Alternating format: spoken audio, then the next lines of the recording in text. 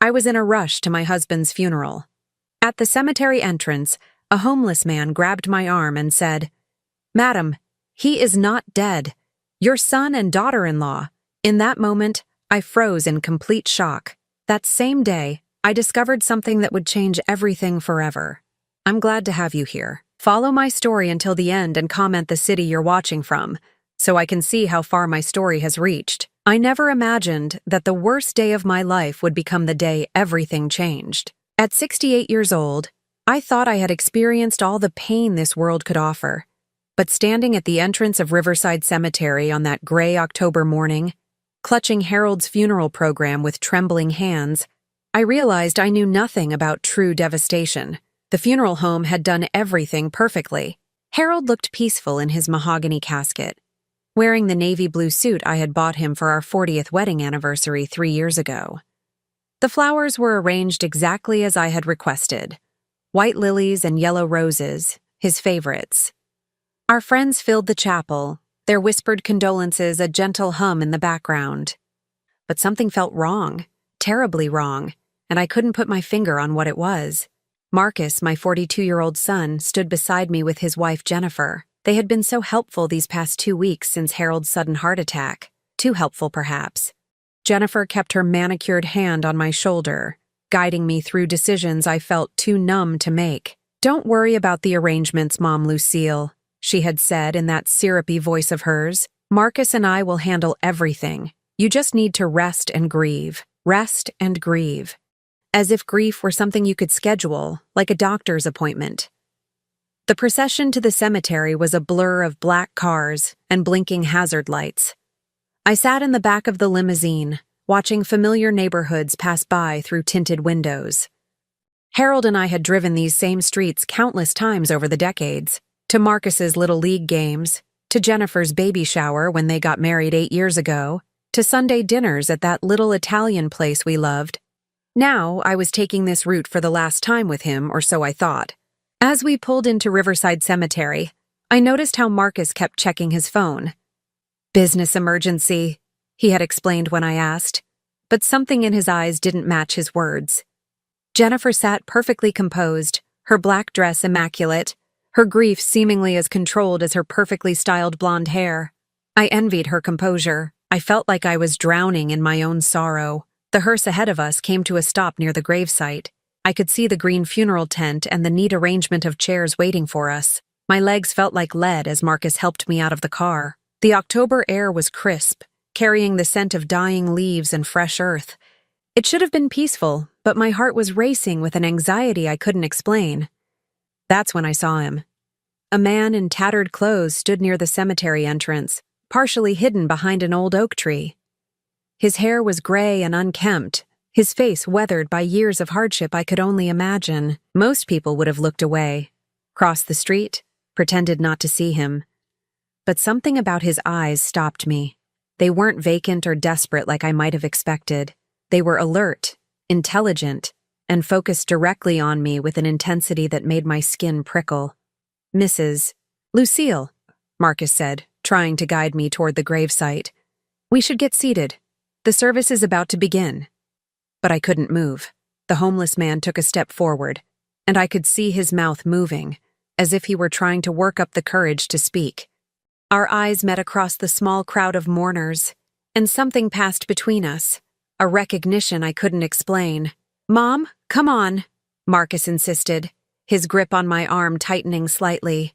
"People are waiting." I let him lead me forward, but I kept glancing back at the man by the tree. He was following us now, staying at a respectful distance but moving with purpose. Jennifer noticed too and whispered something to Marcus that I couldn't hear. His jaw tightened and he looked annoyed. We reached the gravesite, and I took my seat in the front row. The pastor began speaking about Harold's life, his dedication to his family, his 30-year career as an accountant, his love for fishing and Sunday morning pancakes. But I wasn't really listening. I kept thinking about the man watching us from the periphery and the strange feeling that something was terribly, terribly wrong. The service seemed to last forever and no time at all. When the pastor asked if anyone wanted to say a few words, Marcus stood up. His eulogy was beautiful, touching, everything a son's tribute to his father should be. But as he spoke about Harold's generosity and kindness, I noticed his hands shaking slightly. Jennifer reached up and squeezed his arm, a gesture that might have looked supportive to others, but seemed more like a warning to me. As the service concluded and people began to approach the casket for their final goodbyes, I felt a presence beside me. The homeless man had somehow made his way through the crowd and was standing just close enough for me to hear him speak. "Ma'am," he said quietly, his voice rough but educated, "I need to tell you something urgent." Marcus appeared at my other side instantly. "Sir, I'm going to have to ask you to step away. This is a private service." But the man didn't back down. His eyes, a startling blue beneath his disheveled appearance, remained fixed on mine. "Your husband," he said, his voice barely above a whisper, but clear enough that I heard every word. "He's not dead." The world tilted. My knees buckled, and if Marcus hadn't caught my arm, I would have fallen. "What did you say?" I gasped. "Ma'am, he's clearly disturbed," Marcus said quickly, signaling to someone behind me. "Security, we need this man removed." But the homeless man pressed on, his words tumbling out in a desperate rush. "The symptoms you described to the paramedics, the way he collapsed, the color of his fingernails. I've seen it before. It's tetrodotoxin, ma'am. It mimics death perfectly, but he's still alive in there." "You're insane," Jennifer hissed, stepping closer. "Harold is dead. We all saw it happen." The man's gaze shifted to her, and for just a moment, I saw something that made my blood run cold. It was fear, pure and simple, flickering across Jennifer's perfectly composed features.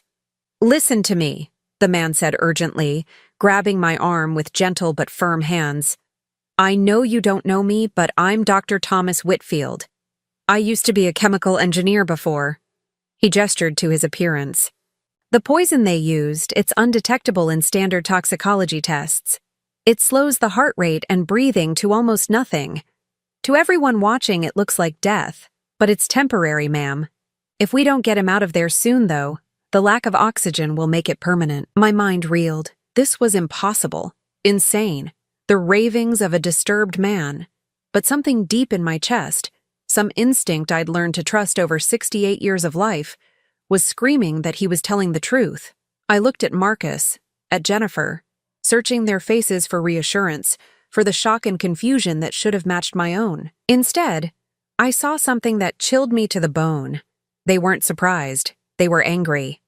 "Mom," Marcus said, his voice tight with barely controlled emotion, "you're in shock. This man is taking advantage of your grief. Let's get you home." But Thomas Whitfield wasn't finished. "Ask yourself why they insisted on a closed casket viewing," he said. "Ask yourself why they rushed the funeral arrangements. Ask yourself who benefits from Harold's death." The cemetery security guard was approaching now, but Thomas kept talking, his words hitting me like physical blows. "I lost my wife and daughter to someone who used the same poison. I've been studying it for 5 years, trying to find justice for them. When I saw the symptoms you described to the newspaper reporter, I knew. I had to warn you." "Enough!" Marcus shouted, loud enough that other mourners turned to stare. "Get this lunatic away from my mother." "What?" But it was too late. The seed of doubt had been planted, and it was growing into something monstrous. I looked at my son, at the woman he had married, and for the first time in my life, I truly saw them. The way Jennifer's hand rested possessively on Marcus's arm, the way they had taken control of every funeral arrangement, the way they had insisted I didn't need to see Harold after the paramedics pronounced him dead, the way they were looking at me now, not with concern for my well-being, but with barely concealed panic that their secret was being exposed. My voice came out as a whisper, but in the suddenly quiet cemetery, everyone heard it. "Is it true?" Marcus and Jennifer exchanged a look that lasted only a fraction of a second, but it told me everything I needed to know. In that moment, my entire world crumbled and reformed. My husband might be alive, buried in the ground beneath my feet, and my own son, my only child, had put him there. The next few minutes passed in a strange, dreamlike haze. Security had removed Thomas from the cemetery grounds, but not before he pressed a crumpled piece of paper into my palm. Marcus and Jennifer kept talking, their voices a distant buzz as they guided me back to the limousine. Everyone seemed to be moving underwater, their faces blurred and distorted by the tears I didn't realize I was crying. "Take me home," I managed to whisper as we settled into the back seat. My hands shook as I clutched my purse, the piece of paper hidden inside my closed fist like a secret that could destroy everything. Jennifer leaned forward to give the driver my address, her voice unnaturally bright. "Poor thing is exhausted," she said, as if I weren't sitting right there. "The stress of losing Harold has been so hard on her. She's been saying strange things lately, saying strange things." Already they were planting seeds for everyone to dismiss anything I might say later. The realization hit me like ice water in my veins. Back at the house Harold and I had shared for 37 years, everything looked exactly the same, but felt completely foreign. The family photos on the mantelpiece, the wedding picture on Harold's nightstand, the coffee mug he had used that final morning. It was all still there, but now it felt like a museum exhibit rather than a home. Marcus and Jennifer bustled around, making tea I didn't want, and answering phone calls from friends offering condolences. I excused myself to the bathroom and finally unfolded the paper Thomas had given me. Written in careful block letters was an address about 20 minutes away and a phone number. Underneath, in the same careful handwriting, "Call me when you're alone. Harold is running out of time." My reflection in the bathroom mirror showed a woman I barely recognized. My face was pale, my usually neat silver hair disheveled, my eyes wide with a fear I was still trying to understand. Was I losing my mind? Was grief making me believe impossible things? But as I stared at my reflection, memories began surfacing that I had dismissed as unimportant at the time. The way Jennifer had insisted on being present when the paramedics examined Harold, how she had stepped in front of me when I tried to get closer to his body. The strange, sweet smell in the bedroom that morning that I had attributed to Jennifer's perfume, but now seemed wrong, medicinal. And then there was the will reading, scheduled for next week. Marcus had mentioned it several times, always with Jennifer listening carefully.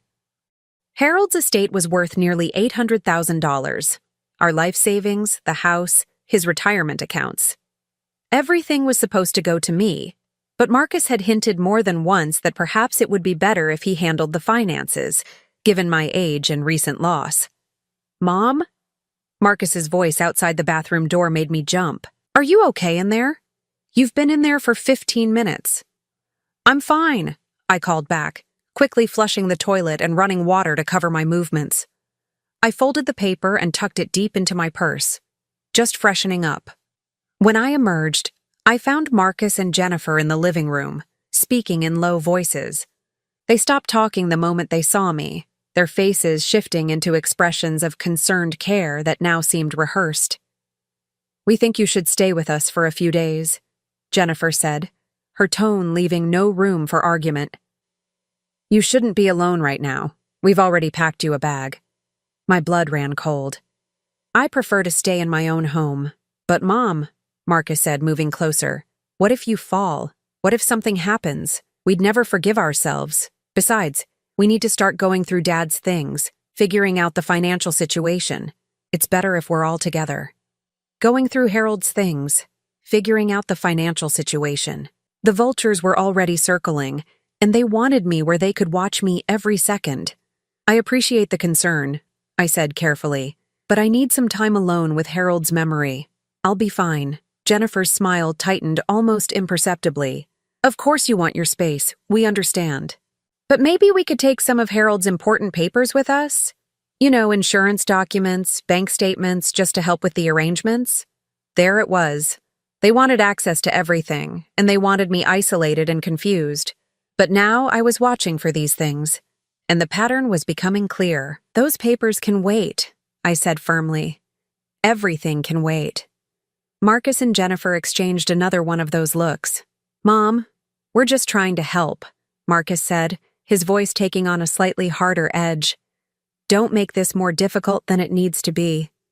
Don't make this more difficult," as if burying my husband were an inconvenience they were managing for me rather than the devastation of my entire world. After what felt like hours of gentle arguing disguised as concern, they finally left. Marcus kissed my forehead and promised to check on me first thing in the morning.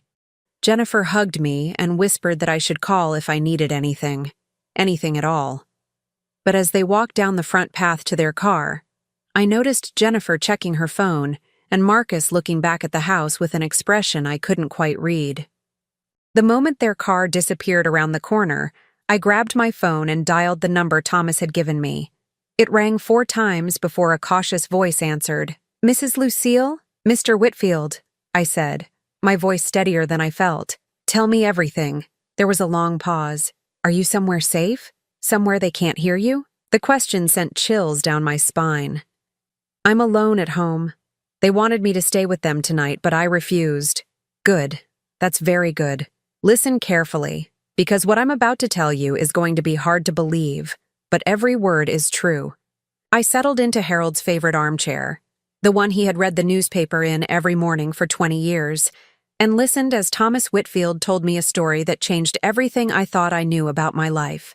My name is Dr. Thomas Whitfield. 3 years ago, I was a chemical engineer for Morrison Pharmaceutical. I had a wife, Sarah, and a 7-year-old daughter, Emma.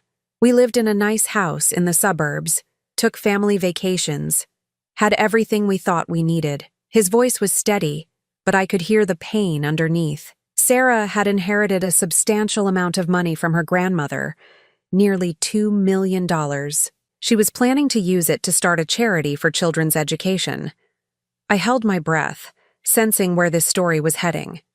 Sarah's brother convinced her to let him invest the money, said he had connections, guaranteed returns. What we didn't know was that he had gambling debts, drug problems, a whole life we never saw. When Sarah started asking questions about the investments, when she wanted to see documentation, he panicked. "The same poison?" I whispered. "Tetrodotoxin. It's derived from certain species of fish and amphibians.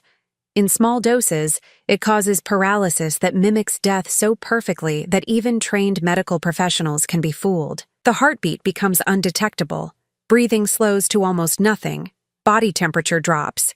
But the person is still conscious, still aware of everything happening around them. The horror of it hit me like a physical blow. If Harold was alive, if this was real, then he had been conscious during his own funeral. He had heard every word, felt himself being moved, placed in that casket, lowered into the ground. "Sarah and Emma died together," Thomas continued. "He gave them both the poison, then waited for them to be pronounced dead and cremated. No body, no evidence. Perfect crime. Except I knew my wife, and I knew she would never have taken her own life. I spent everything I had investigating, lost my job when I became obsessed with finding the truth, lost the house, lost everything. But I learned about that poison, studied every case I could find. How do you know this is what happened to Harold? The symptoms you described to the newspaper when they interviewed you about his sudden death, the way he collapsed while reading his morning paper, the blue tinge to his fingernails, the way his breathing seemed to stop completely. I've seen it before. And when I saw your son and daughter-in-law at the funeral, the way they controlled every detail, insisted on quick burial instead of cremation, kept you away from the body, it was exactly the same pattern. My head was spinning. But why? Why would Marcus do this to his own father? Thomas was quiet for a moment. "In my experience, it's always about money. Always. How much is your husband's estate worth?" "Nearly $800,000, I whispered. "Everything would come to me, but Marcus has been talking about helping me manage it." "And if you were to die soon after your husband, where would that money go?" The question hung in the air like a death sentence. If I died from grief, from the stress of losing Harold, Marcus would inherit everything.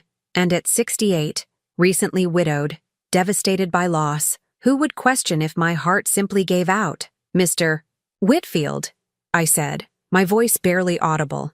"If this is true, if Harold is really alive, how long do we have?" Tetrodotoxin typically wears off within 12 to 24 hours, depending on the dose. But if he's been buried, if he's not getting oxygen, Thomas's voice trailed off. "Mrs. Lucille, if we're going to save him, we have to act tonight. And we have to be very, very careful. If your son and daughter-in-law realize you know the truth, you'll be next. I looked around the living room where Harold and I had spent countless evenings watching television, reading, simply enjoying each other's company after 45 years of marriage. The reality of what Thomas was telling me was almost too big to comprehend. My son, the baby I had nursed through midnight fevers, the child I had cheered for at school plays and graduation, the young man I had walked down the aisle to marry Jennifer, he had murdered his father for money. And now he was planning to kill me too. "What do we do?" I asked, surprised by the strength in my own voice. "How do we save Harold?" "We're going to need help," Thomas said. "And we're going to need to move fast, because every minute we wait is a minute closer to losing him forever." The clock on my kitchen wall read 9:47 when Thomas arrived at my back door. I had left it unlocked as he instructed, and he slipped inside like a shadow. In the dim light of my kitchen, he looked different than he had at the cemetery, still weathered and worn, but there was an alertness in his movements that spoke of intelligence and determination rather than desperation. "We don't have much time," he said without preamble, setting a small duffel bag on my kitchen table. "I've been watching your house since your son and daughter-in-law left. They drove around the block 3 times before actually leaving, and I saw Jennifer looking back at your windows. They're suspicious." My hands were shaking as I poured him a cup of coffee.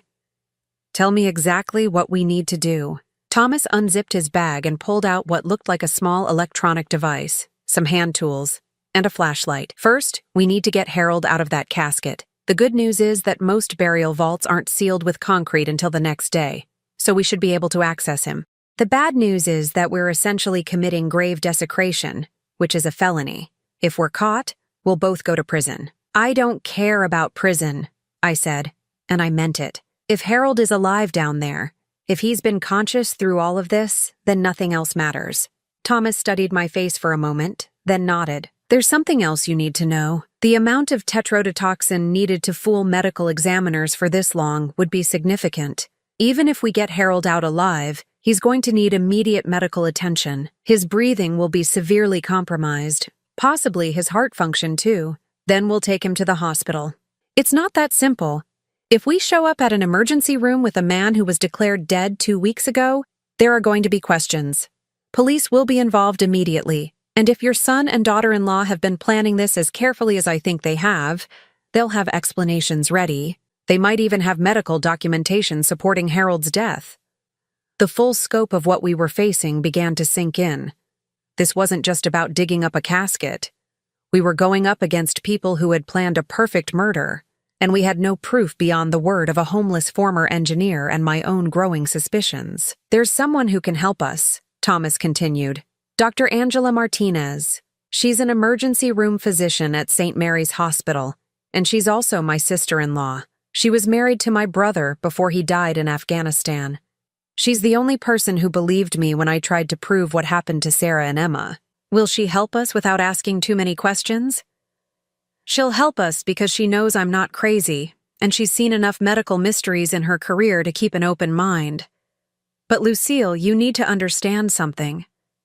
If we do this, if we dig up Harold and he's dead, if this is all the delusion of a grieving widow and a man who's lost everything, there's no coming back from it. Your relationship with your son will be destroyed forever." I thought about Marcus at the funeral, the way his hands had shaken during his eulogy. I thought about Jennifer's perfectly controlled grief and her insistence on managing every detail. I thought about the strange smell in my bedroom that morning and the way they had kept me away from Harold's body. "My relationship with my son is already destroyed," I said quietly. "I just didn't know it until today." Thomas nodded grimly. "Then we need to move. The cemetery will be empty now, but the night security guard makes rounds every 2 hours. We'll have about 90 minutes once we get there." We drove to Riverside Cemetery in my car. Thomas crouched low in the passenger seat to avoid being seen. The night was overcast, with thick clouds blocking most of the moonlight. Perfect conditions for what we were about to do, but it made everything feel more ominous. As we pulled into the cemetery's back entrance, I felt like I was entering a nightmare from which I might never wake up. Harold's grave was in the newer section of the cemetery, where the headstones were still temporary markers and the earth was recently disturbed. Thomas had brought a small shovel and what he called a probe, a long, thin metal rod that would help us locate the casket without having to dig up the entire grave. Most people don't realize how shallow graves actually are, Thomas explained as he began probing the soft earth. 6 feet is the traditional depth, but modern burial vaults are usually only about 4 feet down. The sound of metal hitting something solid made us both freeze. Thomas looked up at me, his expression grim. That's the vault. For the next hour, we worked in shifts, digging carefully around the edges of the burial vault. The physical labor was exhausting, but it was nothing compared to the emotional weight of what we were doing. Every shovelful of dirt brought us closer to either saving Harold's life or confirming that I had lost my mind along with my husband. Thomas had explained that modern burial vaults were designed to protect caskets from the weight of the earth above them, which meant they had removable lids. As we cleared away enough dirt to expose the edges of the vault, I could see the concrete lid with its metal lifting hardware. "This is it," Thomas said, wiping sweat from his forehead despite the cool October night. "Once we open this, there's no going back."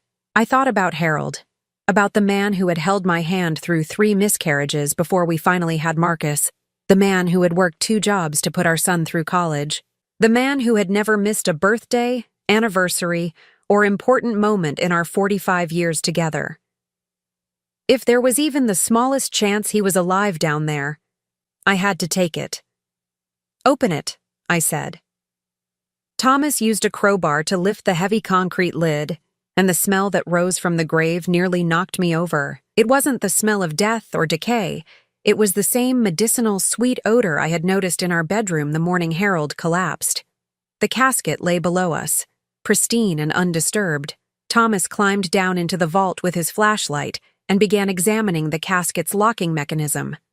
"Lucille," he called up to me, his voice tight with tension. "The casket has been modified. There are small air holes drilled in the sides near the head. Someone wanted to make sure there was enough oxygen to keep someone alive." My legs nearly gave out. "Oh my God, help me get this open." I climbed down into the vault beside Thomas, my heart hammering so hard I could hear it in my ears. Together, we managed to unlatch the casket's mechanism. Thomas looked at me one last time. "Are you ready?" I nodded, not trusting my voice. He lifted the lid. Harold lay inside, exactly as I had seen him at the viewing. His color was wrong, pale and slightly blue, but as Thomas immediately placed his ear to Harold's chest, I saw something that made me cry out. His chest was moving, barely, almost imperceptibly, but it was rising and falling. "He's alive," Thomas whispered. "Jesus Christ, he's actually alive." Harold's eyes were closed, and he showed no response to our voices or touch, but the faint movement of his breathing was unmistakable. Thomas immediately began checking Harold's pulse, his breathing, his responsiveness. "The poison is still in his system, but it's wearing off. We need to get him out of here and to the hospital immediately. His oxygen levels have been critically low for too long." As we worked to lift Harold from the casket, I heard something that made my blood freeze. Car doors slamming in the distance, followed by voices carrying across the cemetery grounds. "Someone's coming," I whispered. Thomas grabbed his flashlight and peered over the edge of the grave. "2 people with flashlights heading this way. We need to move now." But Harold was unconscious and breathing weakly. There was no way we could move him quickly enough to avoid being discovered. And as the voices got closer, I recognized them with a chill that went straight to my bones. Marcus and Jennifer had come to check on their handiwork. "Mom?" Marcus's voice carried across the cemetery. "Mom, are you out here? We saw your car." We were trapped in Harold's grave with his barely breathing body, and the people who had put him there were closing in on us. In the distance, I could hear Jennifer talking on her phone, probably calling for backup or police. Thomas looked at me, his face grim in the flashlight's glow. "Whatever happens next, Lucille, remember that we found him alive. No matter what they say, no matter how they try to explain this, Harold is alive. And that proves everything." The footsteps were getting closer. In a few minutes, Marcus and Jennifer would discover us in the grave with Harold's body, And I knew with absolute certainty that they wouldn't let any of us leave that cemetery alive. But Harold was breathing. After 2 weeks buried in the ground, my husband was still alive, and that gave me strength I didn't know I possessed. "Then we fight," I whispered back. "Whatever it takes, we fight." The beam of Marcus's flashlight swept across the cemetery grounds, getting closer to our location with each passing second. Thomas and I crouched in the grave beside Harold's still form, our breathing shallow as we tried to remain invisible. But there was nowhere to hide, and we both knew discovery was inevitable. "Think, Lucille," Thomas whispered urgently. "Is there anything about your son and daughter-in-law that could help us? Any weakness we can exploit?" My mind raced through 42 years of motherhood, trying to find something that could save us. Then it hit me. "Jennifer," I whispered back. "She's terrified of being seen as anything less than perfect. Her whole identity is built around being the ideal wife, the one who always does everything right. If we can make her lose control in front of witnesses." "What witnesses? It's just them and us." "No," I said, pulling out my phone. "Jennifer called someone when they arrived. I heard her talking, which means backup is coming, probably security or police. If we can stall until they get here, if we can make Jennifer reveal the truth in front of other people, she'll crack under the pressure." Thomas nodded grimly. "It's a long shot, but it might be our only chance." The footsteps were almost on top of us now. I could hear Marcus talking to Jennifer in low, urgent tones. "The car is definitely hers. She has to be here somewhere." "Maybe she had some kind of breakdown," Jennifer replied, her voice carrying that same artificially concerned tone she had used at the funeral. "Grief can make people do irrational things. We should call the police." "She already called them," Marcus said. "They should be here in 10 minutes. 10 minutes. We had 10 minutes to somehow turn this situation around, to save Harold's life and expose the truth before Marcus and Jennifer figured out a way to silence us permanently. I made a decision that terrified me. Standing up slowly in the grave, I called out, "Marcus, I'm over here." The flashlight beam swung toward me immediately, blinding me with its intensity. Marcus and Jennifer approached the grave, and I could see their faces change from concern to shock, to something much darker as they realized what they were looking at. "Oh my God!" Jennifer gasped, her hand flying to her mouth. "Lucille, what have you done?" "I found him," I said, my voice stronger than I felt. "I found Harold, and he's alive." Marcus's face went completely white. "Mom, that's impossible. Dad is dead. We buried him 2 weeks ago." "No," I said, climbing out of the grave with Thomas's help. "You poisoned him with tetrodotoxin. You made it look like he died so you could inherit his money. But the poison is wearing off and he's still breathing." Jennifer let out a nervous laugh that sounded like breaking glass. "Marcus, your mother is having some kind of psychotic break.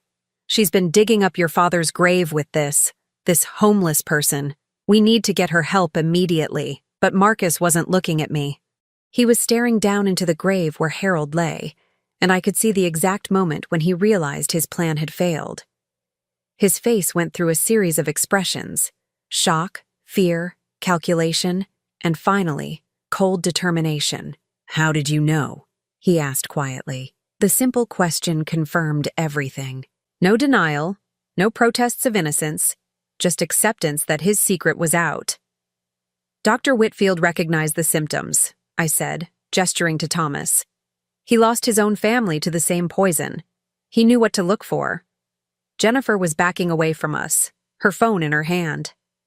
"I'm calling the police right now. This is insane. You're both insane." "Go ahead and call them," Thomas said, his voice calm and steady. "But you might want to explain to them why Harold Lucille has air holes drilled in his casket. You might want to explain why you insisted on such a quick burial, why you kept his wife away from the body, why you've been so eager to get control of his finances." "Those are coincidences," Jennifer said, but her voice was rising, becoming shrill. "Sick coincidences that you're twisting to support some conspiracy theory." Marcus stepped closer to the grave, his flashlight trained on Harold's face. "Is he really breathing?" Thomas knelt down and checked Harold's pulse again. "His vital signs are weak but stable. He needs medical attention immediately, but he's alive." The question is, what are you going to do about it? For a long moment, Marcus stared at his father's unconscious form. I watched my son's face, searching for any sign of remorse, any indication that there was still some humanity left in him. What I saw instead chilled me to the bone. "This complicates things," he said finally, as if Harold's survival were nothing more than a business problem to be solved. "Marcus," I whispered, "he's your father. How could you do this to him?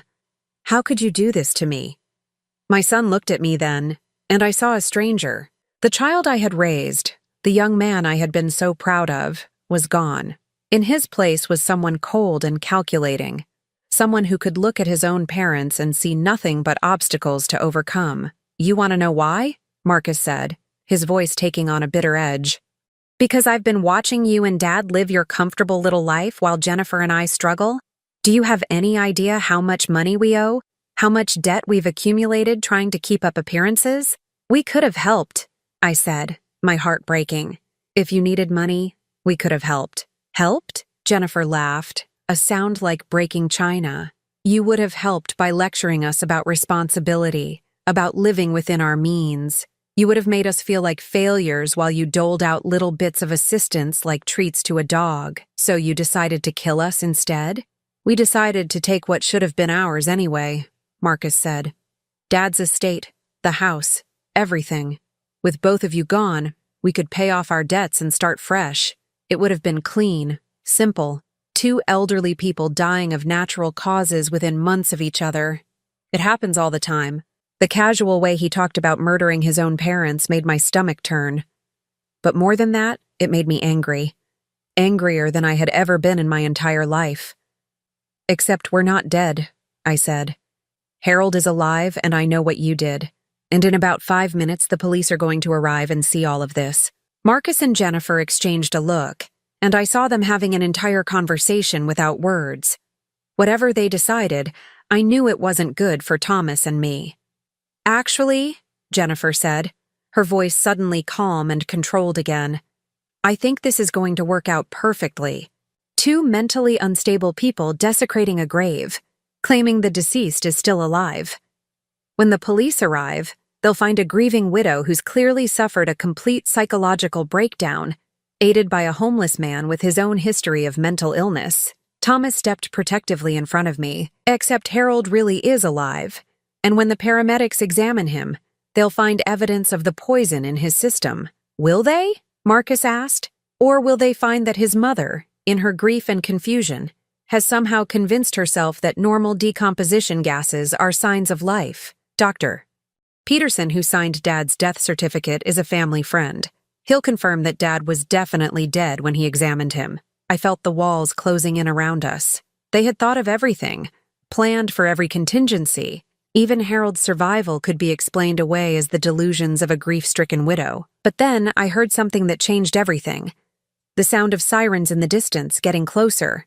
"The police will be here soon," Jennifer said, checking her phone. "I told them we found my mother-in-law having some kind of breakdown at the cemetery. They'll take her for psychiatric evaluation and this whole nightmare will be over." That's when Thomas did something that surprised all of us. He pulled out his own phone and showed us the screen. "I've been recording this entire conversation," he said calmly. "Every word, every admission, and it's already been uploaded to a secure server." Marcus lunged for the phone, but Thomas was ready for him. The 2 men grappled in the darkness, and I heard Jennifer screaming at them to stop. In the chaos, Thomas's phone went flying, landing somewhere in the darkness beyond the grave. But it didn't matter. The damage was already done. "You recorded us without permission," Jennifer said frantically. "That's illegal. It won't hold up in court." "Actually," Thomas said, brushing dirt off his jacket, "in this state, only one party needs to consent to recording a conversation. And I consented. Every word you just said about poisoning Harold, about planning to kill Lucille next, about Dr. Peterson being willing to lie for you. It's all documented." The sirens were getting louder now, and I could see red and blue lights flashing through the trees at the cemetery entrance. Marcus and Jennifer stood frozen, their faces pale with terror as they realized their perfect plan was falling apart. "It doesn't matter," Marcus said desperately. "No one will believe us over them. We're the successful, respectable family. They're a homeless man and a mentally unstable widow. But I wasn't mentally unstable anymore. The shock and grief that had clouded my mind for the past 2 weeks was gone, replaced by a clarity that felt like cold steel. My husband was alive, my son was a would-be murderer, and justice was about to arrive in the form of police cars and ambulances. "Harold," I called down into the grave. "Can you hear me? It's Lucille. You're safe now. Help is coming." And incredibly, impossibly, Harold's eyes fluttered open. Just for a moment, just long enough for him to look up at me with recognition and love before they closed again. But it was enough. Thomas saw it, and more importantly, Marcus and Jennifer saw it too. The perfect crime had one fatal flaw. The victim was still alive to tell his story.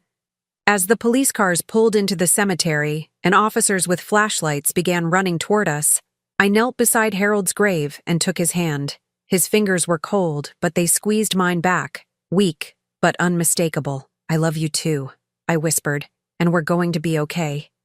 The next 72 hours passed in a blur of hospital corridors, police interviews, and medical tests that confirmed what Thomas and I already knew. Harold had been poisoned with tetrodotoxin, exactly as Thomas had suspected. Dr.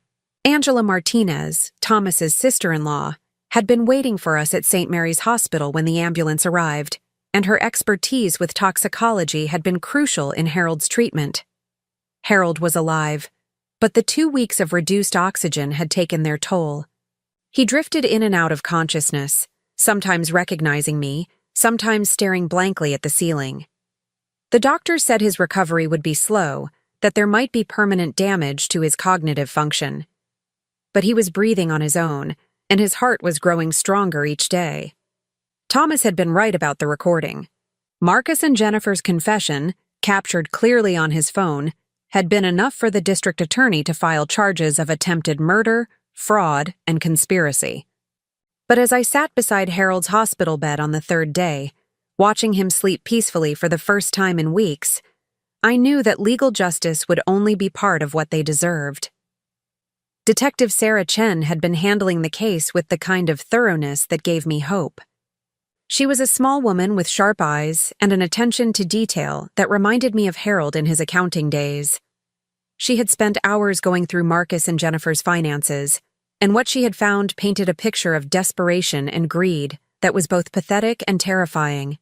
"They owe nearly $300,000 in credit card debt," Detective Chen told me during one of our meetings, most of it from the last 2 years. Designer clothes, expensive vacations, a BMW they couldn't afford, jewelry worth more than most people's annual salary. They've been living completely beyond their means. And they thought killing Harold and me would solve their problems? With your husband's $800,000 estate and your life insurance policies, they would have cleared their debts and had enough left over to maintain their lifestyle for years. It was a calculated decision based on pure greed. I looked through the hospital room window at Harold, who was awake and trying to eat some soup with shaking hands. The poison had affected his motor skills, but the doctors were optimistic that physical therapy would help him regain most of his coordination. "What happens now?" I asked. "The trial will probably take place next spring. With the recording and the physical evidence, the prosecution feels confident about getting convictions. Your son and daughter-in-law are looking at 25 years to life. 25 years to life. Marcus would be in his late 60s when he got out of prison, if he ever did. Jennifer would be in her 50s. Their perfect life, their carefully constructed image, their future together, all of it destroyed by their own greed and cruelty. I should have felt satisfied. I should have felt that justice was being served, but instead, I felt empty, hollowed out by the realization that my only child had been willing to murder his own father for money. That evening, as I sat beside Harold's bed reading him passages from the newspaper he had loved so much, Thomas appeared in the doorway. He looked different than he had at the cemetery. Cleaner, wearing clothes that actually fit him. Dr. Martinez had helped him find temporary housing and had connected him with social services to get back on his feet. "How is he today?" Thomas asked, settling into the chair beside me. "Better. He spoke a few words this morning. Nothing coherent yet, but the doctors say that's normal." I looked at this man who had saved my husband's life and my own. Thomas, I owe you everything. If you hadn't been at the cemetery that day. You don't owe me anything, he said quietly. Helping Harold, helping you. It gave me purpose again. For the first time since I lost Sarah and Emma, I felt like I was doing something that mattered. We sat in comfortable silence for a while, watching Harold sleep. Finally, Thomas spoke again. Lucille, there's something I need to tell you about Marcus and Jennifer, about what happens next. Something in his tone made me look at him sharply. What do you mean? The trial, the conviction, prison, that's all going to happen. But it's not enough, is it? What they did to Harold, what they were planning to do to you, the years of manipulation and lies. A prison sentence doesn't undo any of that. He was right, and I had been thinking the same thing. Marcus and Jennifer would go to prison, but they would still have each other. They would still be able to blame everyone but themselves for their situation. They would never truly understand the devastation they had caused. What are you suggesting? Thomas leaned forward, his voice barely above a whisper. I've been investigating their finances more thoroughly than the police have. There are things Detective Chen doesn't know yet, things that could make their situation much worse. I waited for him to continue. Jennifer has been having an affair with Dr. Peterson, the family friend who signed Harold's death certificate. I have photographs, hotel receipts, text messages. She's been planning to leave Marcus once they got their hands on the inheritance money. Marcus doesn't know. The betrayal within the betrayal. Jennifer hadn't just been willing to help murder Harold for money. She had been planning to abandon Marcus as soon as she got her share. And there's more, Thomas continued. The $300,000 in debt? Most of it is from Jennifer's shopping and Marcus's gambling. They've been lying to each other about how much each of them has been spending. Neither one knows the full extent of their financial problems. I thought about Marcus and Jennifer sitting in their jail cells, probably still believing they were a team, still thinking they could somehow survive this together if they just stuck to their story. You're thinking we should let them know the truth about each other, I said. I'm thinking that justice isn't just about punishment. It's about consequences. They destroyed your family with lies and manipulation. Maybe it's time they experienced what that feels like. Thomas was right. The legal system would punish Marcus and Jennifer for their crimes, but it wouldn't make them understand the emotional devastation they had caused. It wouldn't make them feel the betrayal, the loss of trust, the shattering realization that the person you loved most was capable of destroying you. But watching their own relationship implode under the weight of their mutual deceptions, that would be a different kind of justice. How would we do it? I asked. Thomas smiled grimly, very carefully, and in a way that looks completely natural. Over the next week, while Harold continued his slow recovery, Thomas and I orchestrated a campaign of strategic information sharing. Anonymous tips to the police about Dr. Peterson's involvement led to his arrest and questioning, during which he revealed details about his affair with Jennifer to try to reduce his own charges. Marcus learned about the affair when his lawyer informed him that Jennifer's infidelity could be used as evidence of her manipulative nature. Similarly, financial records that Thomas had obtained through methods I didn't ask about found their way to both defense attorneys.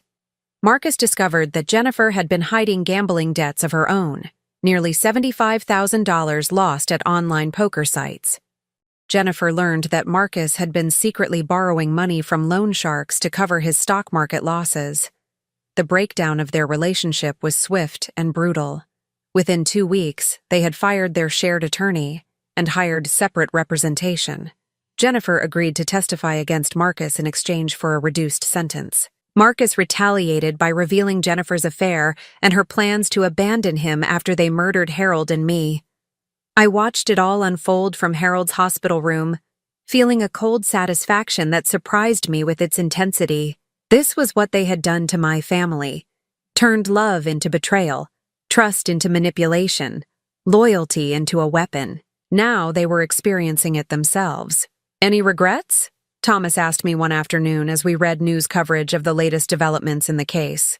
I looked at Harold, who was sitting up in bed and had managed to speak my name clearly for the first time that morning. I thought about the 45 years we had spent building a life together, the trust and love that had sustained us through everything until our own son tried to destroy it. No, I said firmly. They made their choices. Now they get to live with the consequences. But even as I said it, I knew that the real justice wouldn't come from their mutual destruction. It would come from the life Harold and I built after this, from the family we chose instead of the one that had betrayed us, from the peace we found in knowing that we had survived the worst thing imaginable and come out stronger. Marcus and Jennifer had taken everything they could from us, except the one thing that mattered most, our love for each other. And in the end, that would be enough. 1 year later, I stood in the kitchen of our new home, watching Harold tend to the small garden he had planted behind our cottage. His movements were slower than they used to be, more deliberate, but his hands were steady as he watered the tomatoes and herbs that had become his pride and joy. The doctors had been wrong about the permanent damage. Harold's mind was as sharp as ever, though his body bore the lingering effects of 2 weeks without proper oxygen. We had sold the house we had shared for 37 years. Too many memories lived in those walls, too many ghosts of the family we thought we had. This cottage, 40 miles outside the city near a small lake, felt like a fresh start. It was smaller, simpler, but it was ours in a way the old house never could be again. Thomas appeared around the corner of the house, carrying a bag of groceries and wearing the kind of smile I had rarely seen during those dark days at the cemetery. He lived in the small apartment above our garage now, officially our tenant, but really so much more than that. He was the family we had chosen, the brother Harold never had, the son who had actually saved our lives instead of trying to destroy them. "Any word on the appeals?" Harold asked as Thomas joined us on the back porch. "Denied," Thomas said, settling into his favorite chair with a satisfied expression. "Both of them. Marcus got 28 years. Jennifer got 22. They'll be eligible for parole when they're in their 60s, assuming they serve their full sentences. 28 years and 22 years.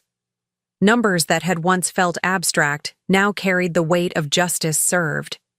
Marcus and Jennifer's betrayal of each other during the trial had been so complete, so vicious, that even their own lawyers had seemed disgusted by the end.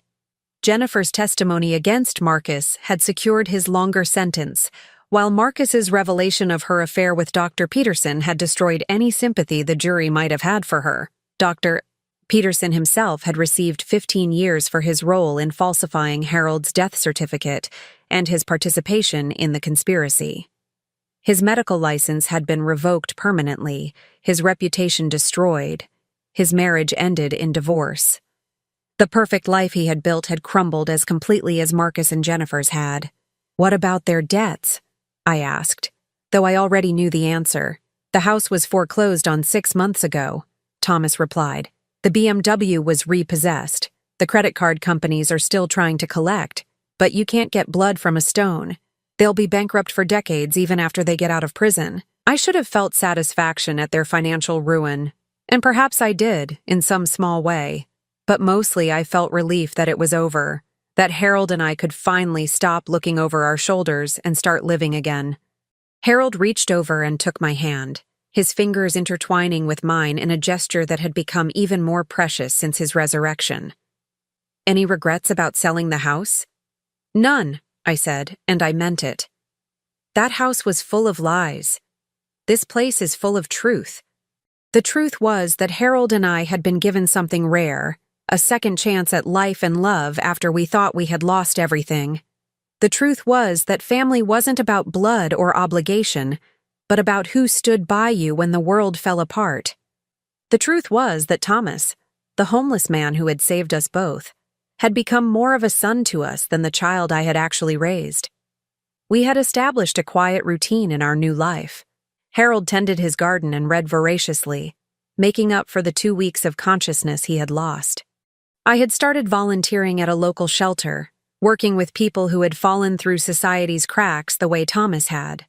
Thomas himself had found work as a consultant for police departments, helping them identify cases involving exotic poisons and unusual toxicology. The 3 of us had dinner together every evening, sharing stories about our days, planning small trips around the state, simply enjoying the miracle of being alive and safe. It was a peaceful life, a contented life, something I had never thought I would have again after that terrible day at the cemetery.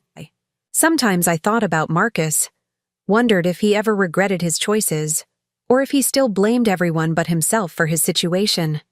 I had received exactly one letter from him during his first month in prison, full of accusations and self-pity, insisting that I had destroyed his life by refusing to die quietly as planned. I had thrown it away without finishing it. Jennifer had never contacted me at all, which was probably for the best. According to Thomas's occasional updates from his contacts in law enforcement, she and Marcus were housed in different facilities and had not spoken since their sentencing. Their marriage had been quietly dissolved during their first year in prison, another casualty of their mutual betrayal. On this particular evening, as the three of us sat on the porch watching the sunset over the lake, Harold brought up something that had been on all our minds. "I've been thinking about what we should do with the money," he said. The money. Harold's life insurance policy had paid out $850,000 when he was declared dead. Legally, since he wasn't actually dead, the insurance company had tried to claw back the payment, but their own negligent investigation and the criminal conspiracy involved had made that impossible. We had been allowed to keep the money, a windfall that felt both blessing and burden. "I know what I'd like to do with it," I said, looking at Thomas. "I'd like to start a foundation. Something to help people who've been victims of family fraud, people who've lost everything because they trusted the wrong people." Thomas's eyes lit up. "We could call it the Second Chance Foundation, help people rebuild their lives after betrayal." Harold nodded slowly. "I like that. We could help people like Thomas get back on their feet, help people like us get justice when their own families turn against them." It felt right, using the money that Marcus and Jennifer had killed for to help other people heal from similar betrayals. It felt like closing a circle, like making something meaningful out of the worst experience of our lives. As the weeks passed and we began setting up the foundation, I found myself thinking less and less about Marcus and Jennifer. They had taken up so much space in my thoughts for so long, first as the son and daughter-in-law I loved, then as the monsters who had tried to destroy us. But now they were just part of my past, like a nightmare that loses its power once you wake up and realize it can't hurt you anymore. 6 months later, the Second Chance Foundation had helped 12 families recover assets stolen by relatives, provided legal assistance to victims of elder abuse, and funded temporary housing for people like Thomas, who had lost everything to family betrayal. Harold had thrown himself into the work with an energy I hadn't seen in years, as if being brought back from the dead had reminded him how precious life really was. Thomas had been promoted to Director of Victim Services, a position that suited his analytical mind and his deep understanding of what it meant to lose everything. He had also started dating Dr. Martinez, a development that brought both Harold and me tremendous joy. On the anniversary of Harold's death, we held a small celebration, not of his near murder, but of his survival, of our family's rebirth, of the new life we had built from the ashes of the old one. We invited Dr. Martinez, Detective Chen, and a few of the families we had helped through the foundation. As I looked around the table at these people who had become our chosen family, I realized that Marcus and Jennifer had actually given us a gift, though not the one they intended. They had shown us what true loyalty looked like by demonstrating its absence. They had taught us to treasure the people who actually cared about us, by showing us what it felt like to be betrayed by those who should have loved us most. Harold stood up to make a toast, his voice strong and clear. "To second chances," he said, raising his glass. "To the family we choose, to the love that survives everything, and to the knowledge that sometimes the worst thing that can happen to you leads to the best life you've ever lived." As we raised our glasses and drank to our strange, wonderful, hard-won happiness, I caught Thomas's eye across the table. He smiled at me, and I smiled back, both of us remembering that terrible night in the cemetery when we had dug Harold out of his grave and saved each other's lives in the process. Marcus and Jennifer were exactly where they belonged, paying for their crimes in prison cells, their perfect life destroyed by their own greed and betrayal. Harold and I were exactly where we belonged too, in a home full of love and truth, surrounded by people who would never hurt us, living the life we had earned through surviving the unthinkable. Some stories end with revenge, others end with justice. But the best ones, I had learned, end with peace. And peace, after everything we had been through, was more precious than any inheritance could ever be. Outside our window, Harold's garden grew green and strong in the evening light, proof that beautiful things could bloom even in soil that had been damaged, like our marriage, like our new family, like our second chance at happiness. Some of the most beautiful things in life grow only after surviving the worst storms. And we had not just survived, we had flourished. Now I'm curious about you who listened to my story. What would you do if you were in my place? Have you ever been through something similar? Comment below, and meanwhile, I'm leaving on the final screen 2 other stories that are channel favorites, and they will definitely surprise you. Thank you for watching until here.